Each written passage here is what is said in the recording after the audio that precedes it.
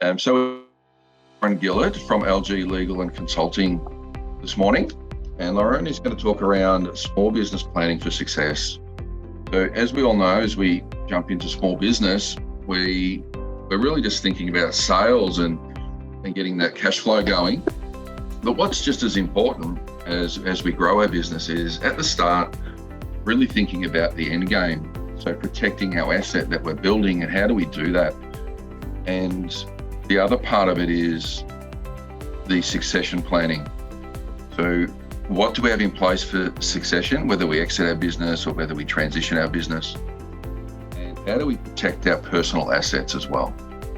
So there's a lot of risk in business, and making sure that our house is in order, that we're protecting those assets that we're building is very important. It's something that I think a lot of small businesses tend to neglect until something unfortunate occurs, and the likes of Lauren have to come in and help out. So what I'll do is I'll hand over to Lauren, and I'll get Lauren to do a quick intro, and then we'll get into the presentation. So we'll do about half hour, 35 minutes, and then some questions at the end. So Lauren, over to you. Yeah, perfect. Thanks, Jamie. And good morning, everybody. Yeah, look, Jamie made a really good point. The idea is that when you're starting up a business, the idea is that you get someone in like me at the beginning. More often than not, I see clients that, it's when things have gone belly up at the end, and it's like, okay, how do we deal with it now? Jamie talked about succession planning and seeing what the end game may be and planning for that. It's such an important part when you start a business. And look, and it's one of the biggest things that everyone not forgets about, but doesn't turn their mind to, because there is so many things that you need to think about when starting up a business that you're not thinking about how it's going to end, whether that's by choice or not. So I might even just ask a couple of you, and Jodie, you're back on screen and you're at the top of my little screen. So can you tell me a little bit about your business structure? Are you a sole trader? Do you have a company, or how long have you been in business for? So, yes, I am a sole trader. I have been in business for 10 years. This program that I'm doing now, I've been running for a couple of years now. So what was the other question? So just in terms of the structuring of your business, and, is it just you? Yeah, so it's just me.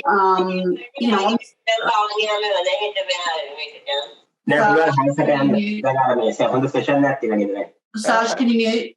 Yeah.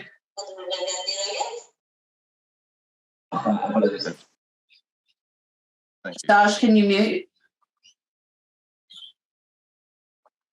Yeah, sorry. Okay. The sole trader structure, it's just me. I'm a therapist, so thinking about, I didn't set it up under my name. It's under a business name. So if I ever wanted to sell that, I do keep my email lists as well that could be valuable, I guess. I'd be interesting to hear how you would exit something like that where it's a value that I could sell, because I would like to do that, but when you've got clients that is it's therapy, so it would be whether they would go to another therapist, and then if I ever want to expand and then have therapists working for me, I feel like that is something I can clearly see how to exit that, but I can't clearly see how to. Well, I know that I'd have to exit my clients and do all that sort of stuff apart from that. But, I would like to have something at the end that I could sell. Yeah, absolutely. Absolutely. Which is what you should be thinking about when you're starting a business. So at the infancy or every day as your business grows, which direction do I want to grow in, and how can I set it up so it's in the best position for an easy transition? Yeah. And that's exactly what we're going to talk about. So one of the first things, and Jamie, maybe flick to the next slide, is, and I love, this is one of Jamie's slides, the 5 Ps. So you can read those dot points: preparation prevents piss poor performance.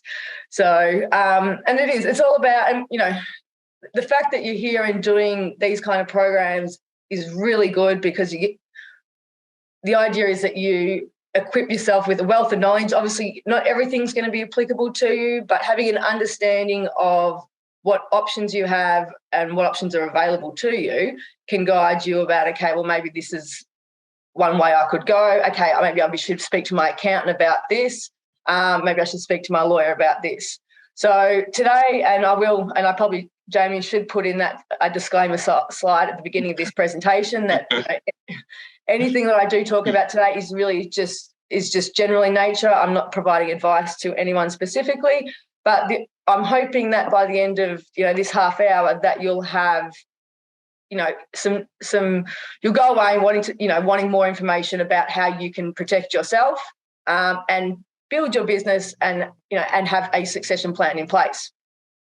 So the most important things, and Jody, particularly as a sole trader, one of the biggest risks that you can have in business is not separating your personal assets from your business assets. Now, that's one of, and as a sole trader, you don't do that because you personally own everything. You own your home, your car, but you also own all the assets that help you run your business. Now, that's one thing for a sole trader that works, and we'll talk about the different business structures that are in place, but that's where working as a sole trader, that's the biggest risk for a sole trader. So what we're going to talk about are other possible business structures, because a sole trader can work for a while, but once you, and particularly, Jody, and I'm going to pick on you now, Jody, because, thank you for that.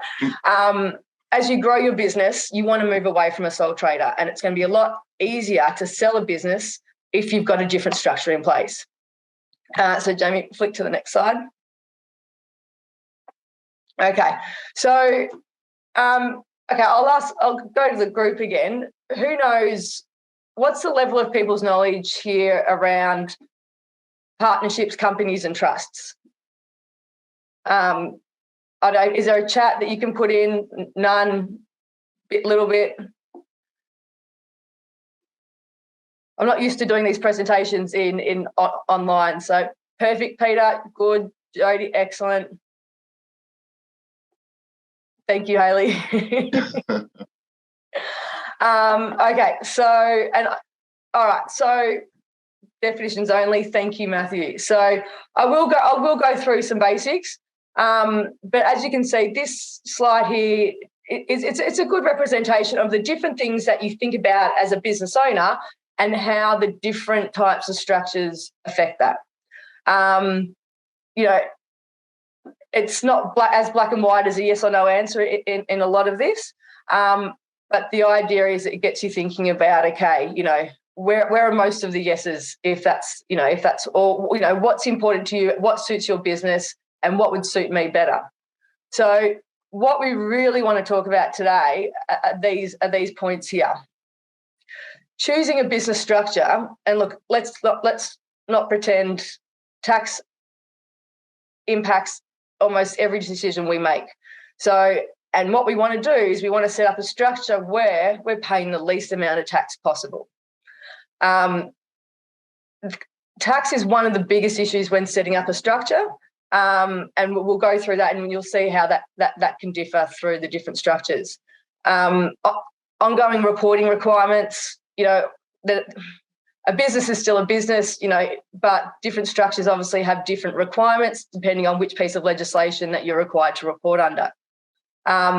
Setup costs are different. Obviously, being a sole trader, generally you just go out and, get an ABN and maybe register a business name and you're good to go. Setting up a company, you've obviously got to set up, you got a constitution and get a lawyer or hopefully a lawyer. Often an accountant will do it. Create the document and you've got a company, good to go. And then, you set yourself up with ASIC. If you've got a trust, then you've obviously got to create a trust deed, got to decide who's going to be the trustee of the trust, the appointer of the trust, and we'll go through that a little bit more. The way your business operates, asset protection is the other big thing. So setting up another entity, it goes back to that initial slide about separating your business assets from your personal assets. That's really what you want to do. We all, as business owners, we all take out, the relevant insurance for our industries. but sometimes that insurance may not cover us. And my job as a lawyer is obviously to take away as much risk as possible. So when I talk about choosing business structures, it's plan A. It's how can I set myself up in a way where I remove as much risk as possible to protect my personal assets and also my business assets. And Hayley will recall that I talked about how I set up my business. So when I set up my business, I created a company. But the business was just me. So it's just me as the director. But what I've done is I've set myself up as the shareholder of the business to be a discretionary trust.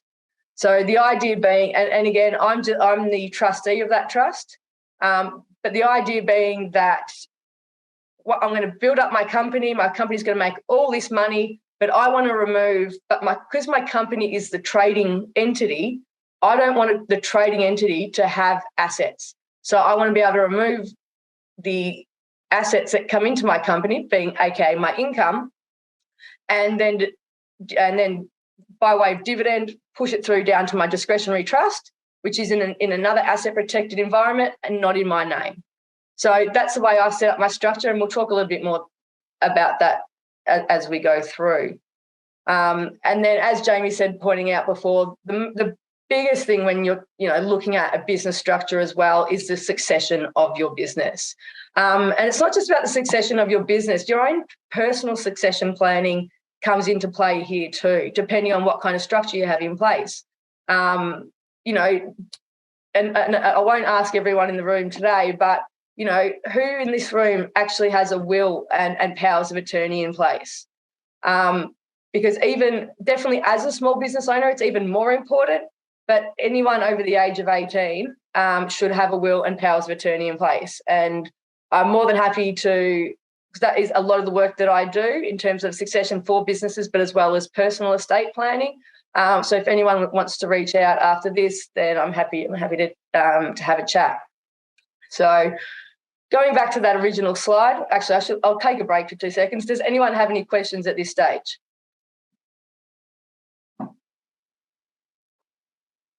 I'll take silence as a good thing. But thanks, Jamie. All right. So look, and what we're going to talk about here is about the 4 different structures. You've got the sole trader, your partnership, your company, and your trust. So want to go to the next slide, Jamie? Another little snapshot of, and again, it's not as black as white as thumbs up and thumbs down here. There's just different, the point of this slide is that there are different considerations. So idea being, and for the sole trader and the partnership one in particular, have a look at that legal protection. You have no legal protection in those kind of arrangements. A partnership, it still means those assets are in your name. You've just got the liability of somebody else that you're not in control of. At least as a sole trader, you know exactly what you're doing. You know what the left and the right hand are doing, and in a partnership, less so. But that's where we come down to the structure of a company and having shares, having that legal protection and being able to separate assets out of your personal name. Next slide, Jamie. Perfect. Okay, so in terms of, I'm going to skip because we don't have that long today and apologise for that.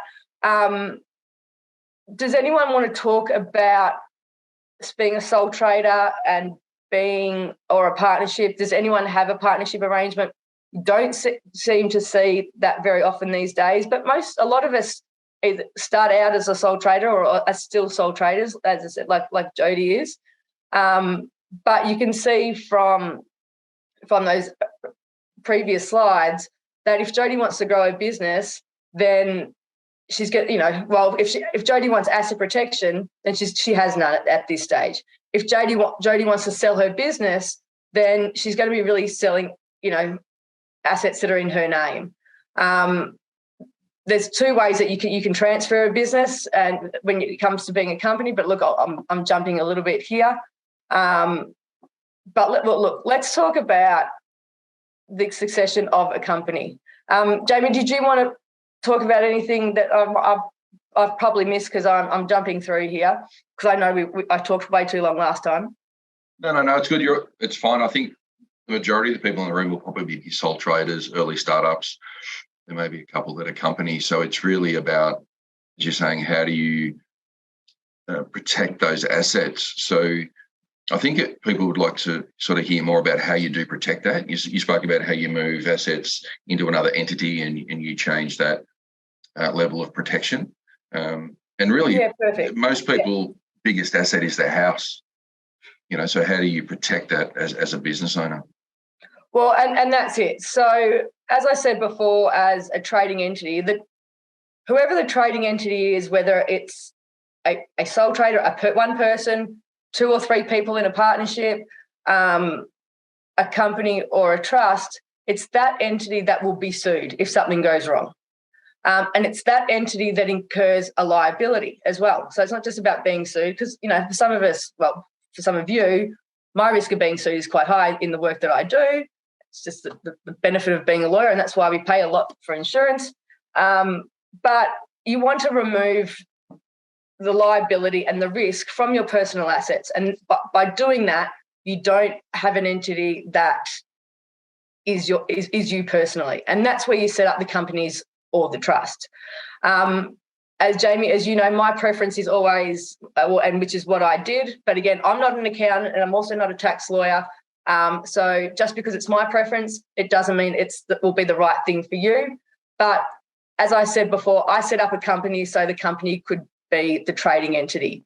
And obviously at the beginning, I had to, let's call it loan the company. I had to use my own funds in order to set it all up, because at the very beginning of my business, I had to spend a lot before I had $1 coming in. So some people don't have the resources to be able to do that. I obviously know the immense benefits of setting it up correctly as early as possible, which is why I bit the bullet and did what I did. So, and the earlier you do it and the sooner you do it, once your business grows and grows, then the less things you're going to have to transfer over to a new entity if you do go from a sole trader to a company. But again, so having a company, then that's where I had to obviously work out who's going to be the directors and who are going to be the shareholders. So once you set up an entity, that entity owns all the assets. So there's no assets in my own name. That entity also has its own expenses. And if I try and be as clever as I can, obviously under my accountant's instructions, my business will incur as many expenses as I can to reduce the taxable income by my company. So going back to one of the initial points, tax again is a big driver about how we run our businesses and how we set it up. A company pays a set tax rate. As a sole trader, you'll pay tax, anywhere from up to 47%, depending on how much income you have. So that's where, the income goes into the company, then you choose whether the income stays in the company or you do dividends to the shareholder. And again, that's where you get accounting advice. If you have any other income coming from other sources, whether you have a company my company employs me, so I get a wage. And then the idea later being that there'll be enough income left over. And because my company's trading, I don't want any income any surplus income sitting in my company, because if my company has liabilities or is going to get sued, then they can only sue for what assets that company has. So the idea is that, I'm not making $1 million this year, but if I was to make $1 million this year, then I'd probably leave, say, 50,000 in there for running expenses and distribute the rest out into my trust, and it can sit there in my trust, and then build up the assets of the trust. And then I'll do distributions from the trust and if I'm going too fast for some people, because I know there are some, these concepts aren't new to some people. So if I am going too quickly, then please just feel free to put, yell out or put something in the chat box. Then I can do that. And that's all tax strategy again. And that's all. This is where get yourself an awesome accountant. Make sure you've got a really good accountant. Hayley, you've got your hand up. Yeah, thanks, Lauren. It was just a question about, because you're saying with the company, so when you've got a company, you'll have like your business revenue or the cash go into the company, and then you'll have the company and the trust account together. So does the company come with the trust, or you have to buy two? Yeah, so a company is its own entity. So with a company, you have directors and shareholders. Yeah. And what I could have done is I could have been the director, and then I could have been the shareholder in my personal capacity. Okay. So me personally be the shareholder. So all the profits of the company would be my asset personally. Uh-huh. But again, that defeats the purpose somewhat of setting up a company, because I want to keep as much assets out of my own personal name. Okay. And then that would go into the trust. Oh, yes. And exactly. And that's where the trust becomes the shareholder. I'm in control of the trust, which we'll talk about. And I think someone just mentioned about having the question may be about having a corporate trustee, which is a company as a trustee, which is, from a succession planning perspective, the best way to go. And I think I admitted last time, Hayley, that if I was to have taken the plan A way to go of risk minimisation and succession planning, I would have set up the company, and again, I'd be me as director, because I'm in charge of everything. I know what's going on, and I've got director's duties, and I want to be the person who makes the decisions in my company. But I would have set up as the shareholder. I'd still have it as the trust, but I would have had the shareholder as a corporate trustee. So I would have had my share owned by a company, which was holding that share on behalf of the trust. Because the best part about a company owning assets is if something was to happen to me and say in my company I had, say, 3 properties, then a company doesn't die when I die. It's just that the internal workings or the people in those positions, well, namely the shareholding and the directorship, that's what changes. And the constitution of the company will set out what happens. Now, as I've pointed out here, you can't be a director if you're dead or don't have capacity. And being a director is a personal appointment. So, and what most companies have in their constitution, which is the document that creates a company, it usually says, and particularly where I'm the shareholder as well, so my shares, I'll go back a bit, my shares will pass to whoever, so I'm dead in this situation, my shares will pass to whoever is in my will. And then that person will inherit the shares, and then that person as the shareholder will then hold a meeting to appoint a new director. That's how it works. Mm-hmm. So that's how it works if I was to pass. If I was to lose capacity, then, and Matthew, I've just seen with your hand up, I'll just finish this sentence and then I'll grab you. If I was to lose capacity temporarily, I still need my business to run. So what I need in place is a power of attorney. So, well, there's 2 ways you can do that. My company itself can appoint a power of attorney. The actual company can appoint somebody else to act on its behalf and make decisions if the company, when there's one director, being me, can't act. Or I can put in place a power of attorney for me as the shareholder to appoint someone to act as a director if I lose capacity. But it's so important to have that succession plan in place, because if something happens to you, you want your business, and particularly because we're going to build our business where it's not just us, where there's going to be other people, that it can still keep running. Mm-hmm. Or at least it can keep running to the extent, if it is just you, to be able to wind it up and make those decisions, and it's not going to impact, because I've got about 130 files sitting here that if something was to happen to me, I need someone to step in, because a lot of them are commercial transactions where time is of the essence, and people don't care if something happens to me. They need their job done. So, Matthew, do you want to jump off mute? Thank you, Lauren. Thanks, Hayley. Yeah, good morning. I just wanted to ask, I I guess the sort of like a tick box or parameters that you would use to decide when you're going to go from a sole trader to a company. Like obviously it has a lot to do with liability, as you said, with like your lawyer situation.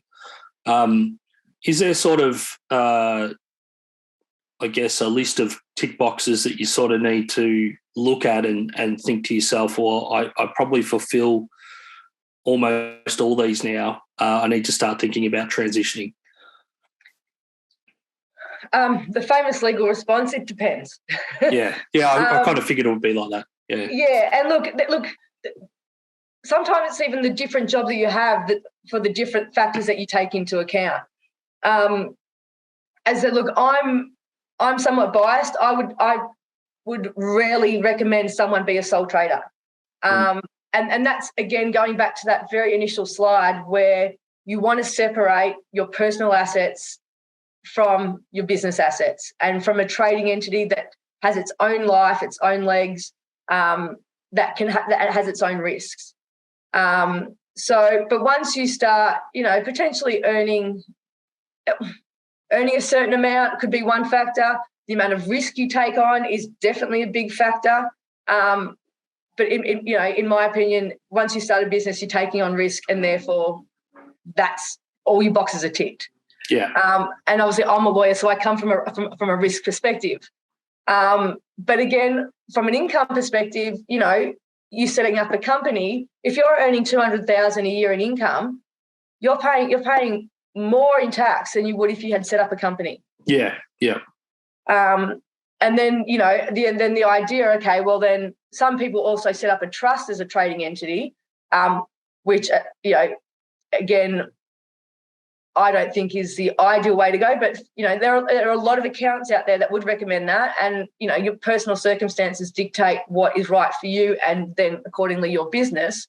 But the best part about a company as well, another tick, checklist would be, do you want to go into business with somebody else? So the best way to do that would be, okay, you've got a company, and then, and you've got shares, and then the shareholder is the person or the entity that gets the benefit of the income of that company. So you can't sell, you can't, if you're going to go into business with someone personally, then that's when you go into a partnership arrangement. But that's, again, you've just increased your risk, but you're still personally liable. Yeah. So at least as a company, then, you can have X amount of shares, it can be equal shareholders as such, or depending on who puts, the initial money into the business, whether you have it unequal shareholding. But that's, again, once you start doing that and you go into business and you're issuing shares to someone else, again, you want to make sure that you've got what's called a shareholder agreement in place, because that's when you start, definitely when you go into business with somebody else, that is the point where you need to absolutely start thinking about, if this doesn't work out, how, and again, making, whether it's by choice that you just want to get out. Yeah, perfect. Exactly, Peter. So as in a partnership, everyone is liable. So and you're responsible for the risks that your partner takes on. Whereas, if you go into business with someone, there's always a risk that you're going to take on with them as well. But at least it's the company that will take the risk, not you, as your personal assets will sit over here. But so I was saying that once you go into business with someone else, you have a shareholder agreement in place that says, okay, if I die, or if I lose capacity, or if I want to even just get out because this isn't working for me, I've just helped you build a great business, helped us build a great business. We have to work out what it's worth, and then I want you to buy me out as such, or this is how much that that I should get if I want to get out, or that should go to my estate if something happens to me, because that's where it's really important getting a lawyer involved, because too often people come to me, I'm in business with someone, and so straight after this, I'm drafting a share sale agreement because two brothers are in business together and one of them wants to get out. And it's now that they're working out what that out mechanism looks like and how much the business is valued at, to how much he's going to be paid out. Now, they're not in the best, they're not on the best terms right now. So it's not the time where you want to be making those decisions. It's when everything's at the start and everything's amicable and what's fair. Yeah. Once you start getting emotive, then that's when it's really hard. Yeah. Can I just jump in, Lauren? Yeah, sure. The other important thing is when you are setting out on business, and we're all going through this business planning phase to understand where you want to play and what you want to do with your business. So another thing to consider is if you want to start going for different contracts or working with bigger players, so you're contracting to someone else or you're winning a government contract, being a sole trader may restrict you in having access to that. So by setting up as a company, you may have access to a wider market. The second thing is, following on from Lauren, is whatever you're bringing in at the time that you start your business, you want to protect yourself, especially around your family. If you've got a partner and kids, you want to make sure that they're protected and they're looked after as part of your business as well. Sorry, there was another question that popped up, Lauren. Yeah, and Joey's got a hand up too, but go, Jamie. What are the benefits of setting up a trust with a company? Okay, so that's where and is that question going back to having a corporate trustee? So, or setting up a company with a trust or a trust with a company? Do you want to take yourself off mute and explain your question? I'm only reading the question through the chat. Yeah, so whoever that was.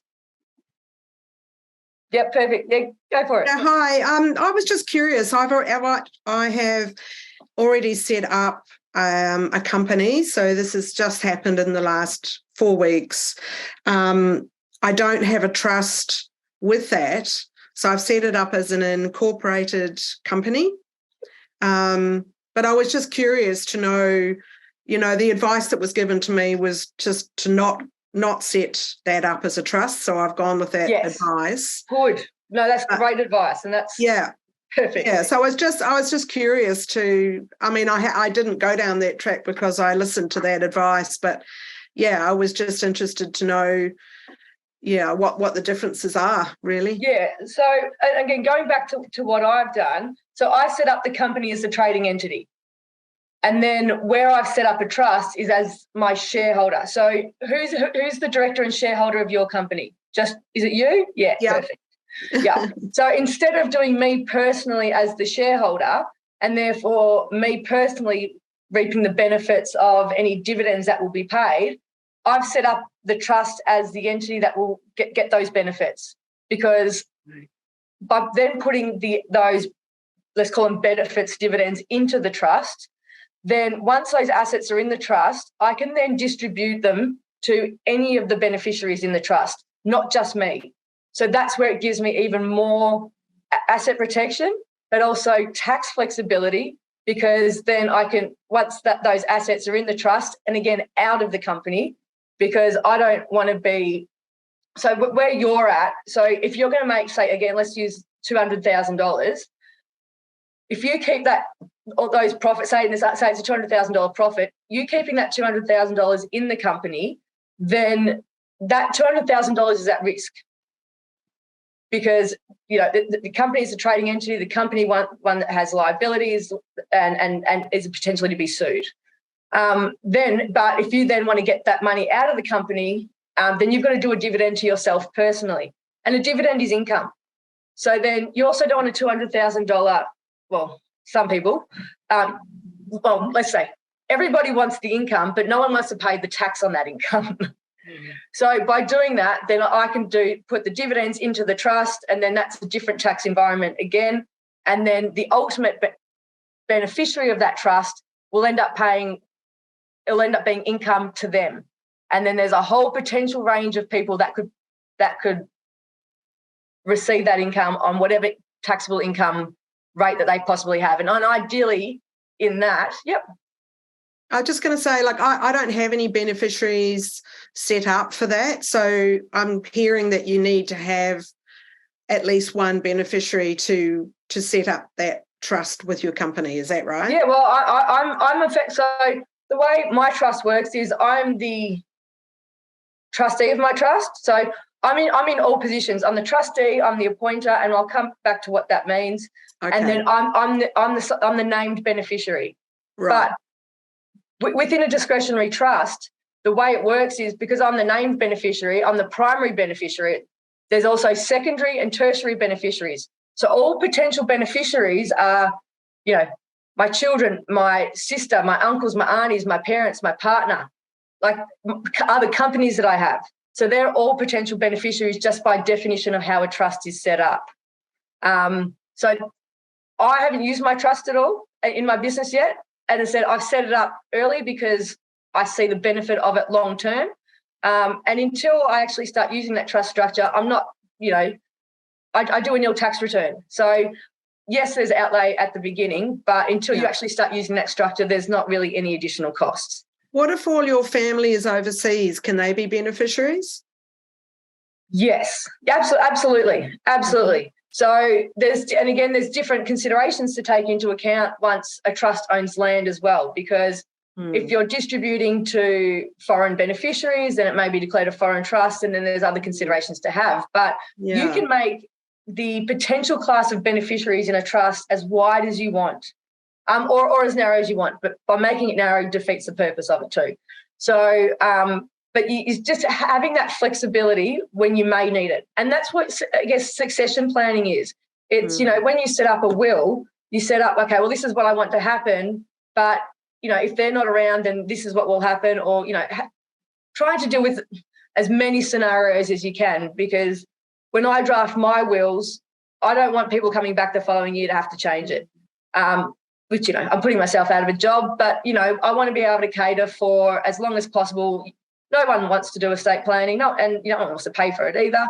But, ideally you can set and forget. It's like insurance. You take it out with the idea that you don't have to worry about it, and you can sleep well at night knowing that you've got everything in place should something happen. Can I still set up a trustee and beneficiaries even though I've actually set the company up now? Absolutely. Right. So all you would do would be is you set up the trust and you transfer whatever number of shares that you have. And again, something else I do point out, when you do set up a company, I have issued 60 shares to myself, not just one. I've done 60 because 60 is the most divisible number. So, it's if I want to bring someone into my company, then if I want to bring in 5 people, we get 6 shares each. If I want to bring in 10 people, we get the other way. I'm not an accountant, but you know what I mean. That's why you're a lawyer. Yeah, thank you. And also, particularly if I pass on those shares and you only have 1 share, but you've got 3 children, or 3 whoever you're passing on those shares in that company to, you want it to be divisible by the number of people you're passing it on. You don't want to pass on assets that are jointly held by anyone. Because I've got 3 shares, I've got 3 children. If one child wants not to be a part of it, then they can just sell their share to some. It's a lot easier from that succession side as well. Yeah. Okay. And yeah. Sorry, Jody, you've had your hand up there for a while. Yes, you have been. Thanks, Jody. Thanks for that. Thanks. That's okay. I was getting a lot out of that anyway. I just wanted to say, when you were talking about tax, I quickly looked up the tax rate for sole trader against company, and the company was something like this year and future years 25%, but as a sole trader, 45,000 to 120,000 is 32.5 cents in the dollar, which is 32 cents. It's 5,000 plus that. So as soon as you're earning over $45,000, you're already paying more tax than if you were a company. Well, there you go. Yeah. I don't like it's definitely something to think about. So, as I said, the 3 drivers of business structuring is tax, asset protection, and succession planning. So even if it's succession planning in the sense to grow your business or to pass it on to somebody else, or, in terms of, but also your own personal succession planning. And we've got, can we put underage kids as beneficiary in the trust? So in my trust, I've got my grandchildren who I don't even have yet are potential beneficiaries. So yes, you can have underage kids in the trust. Once you start distributing to underage kids, to minors, they are, well, it depends on what their income tax bracket is. But if then not if it's you can be charged at the highest tax rate if you're trying to distribute to a 5-year-old, because the Right. tax office knows that 5-year-old has not done anything to earn that money. But, once sorry, you go, Jane. Sorry, Peter, do you want to jump in? I was just going to say, talking about the tax rates, and Jody mentioned, a good point about, when the higher rates kick in. The other thing that's, I think I share your view, Lauren, that it's often better that the trading entity is a company rather than a trust. And that's particularly if you want to grow the business, you probably want to keep profit in the company to help reinvest in the activities and the assets of the business. Also keeping in mind, the asset protection factor. But if you've got your trading entity as a trust, if the trust doesn't distribute all of the income in any one tax year, it gets taxed, or the trustee gets taxed at the top marginal rate. And that's often a trap. So what happens is, if you've got a trading entity set up as a trust, it makes a healthy profit, say the 200,000. At the end of the year, it has to distribute all of that income to the beneficiaries of the trust. Otherwise, any income left in the trust is taxed at the top marginal rate by the trustee. So often, if you're setting up your business to grow it, then you'd prefer to set it up as a company rather than a trust. Would you agree, Lauren? Oh, absolutely. Yep. Perfect. You sing my song. And also, Peter, following on from that, if you want to grow your business and it's a trust, how are you going to grow it? That's right. You can only do that if you then have people lending money to the trust, which causes all sorts of other asset protection issues and tax issues as well. Exactly. So from a succession, as I said, I think the best way to go, again, I'm biased and it's one way of doing things. So as I said, what is good for me may not be good for you. And I always recommend get accounting advice, because that is really what drives the kind of structuring.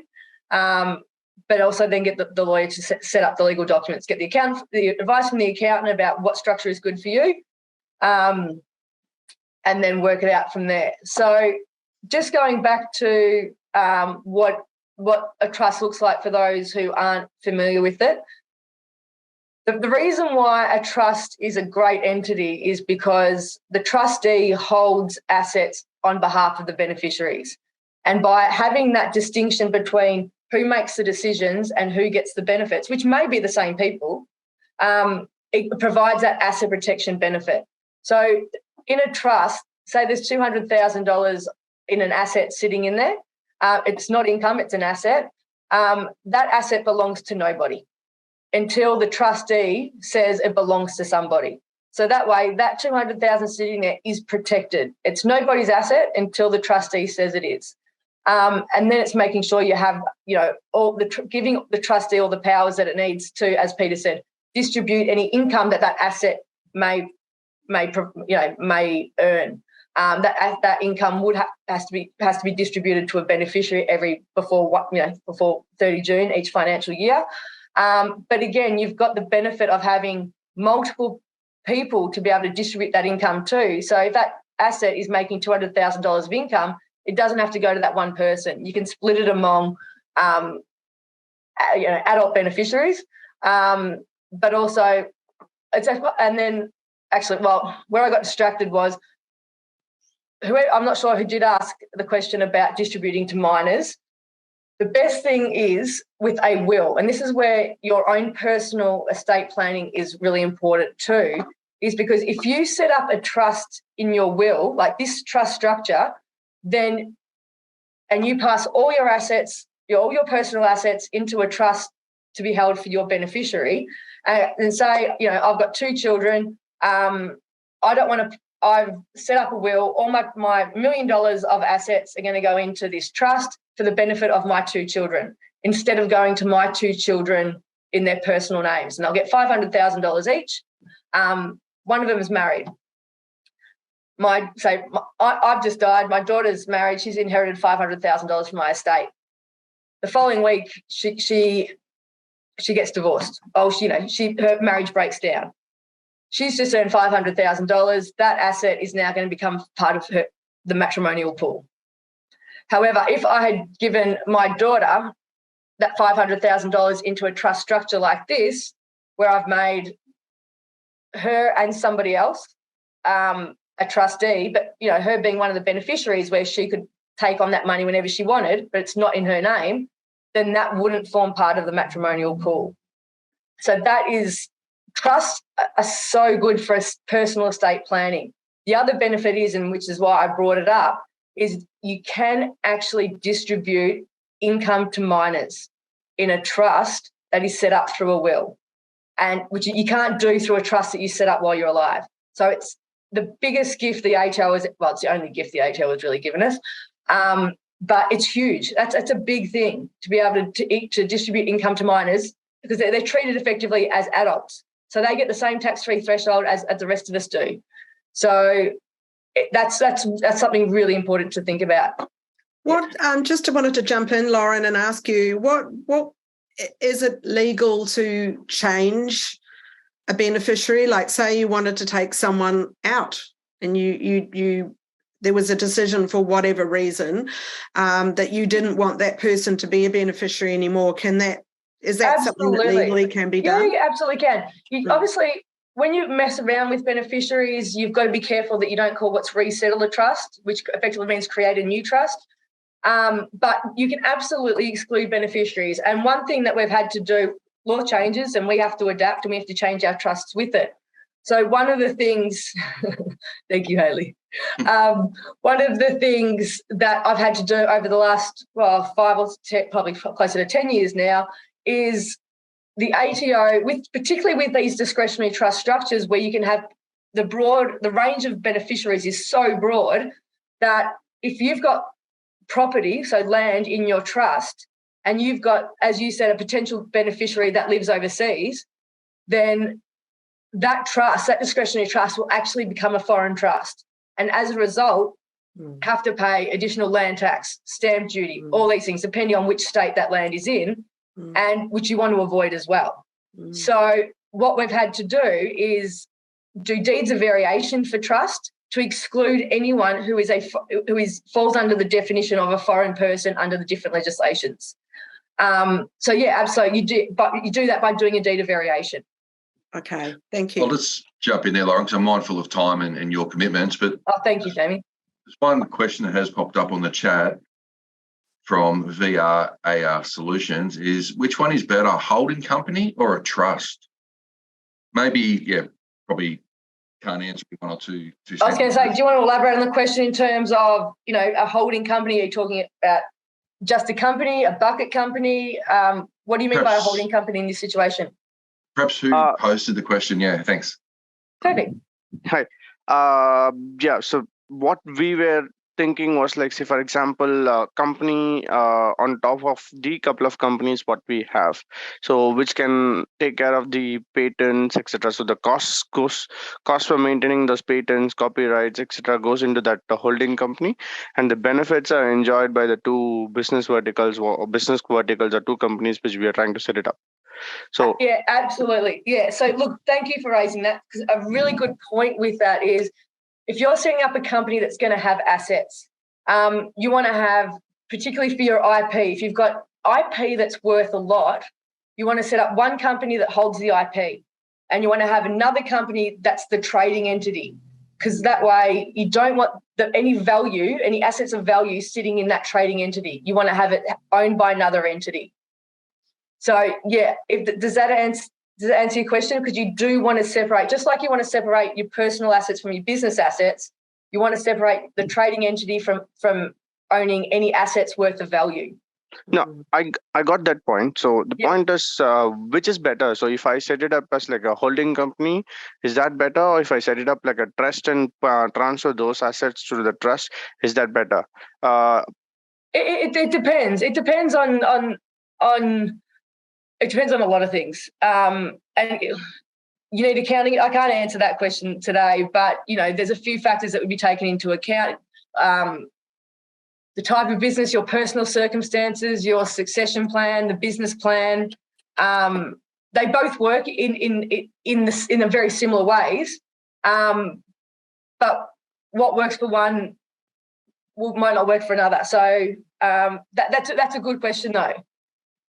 Sorry, I can't answer without knowing what your business is, without your personal circumstances and those other points.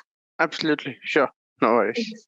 Thanks, Lauren. As again, just mindful of time, it is a topic that you could spend a lot of time on, but as we always say in our workshops and when we work with clients, a lot of this it's about the individual and their circumstances. So yes, we can, and Lauren and Peter and accountants can provide overarching or top level advice, but at the end of the day, you need to get individual advice from a trusted advisor such as Lauren. So appreciate everyone's time. We will send out a recording of this webinar, and we will provide Lauren's details. So if you'd like to reach out to Lauren, that's fine, and Lauren's happy to take your calls.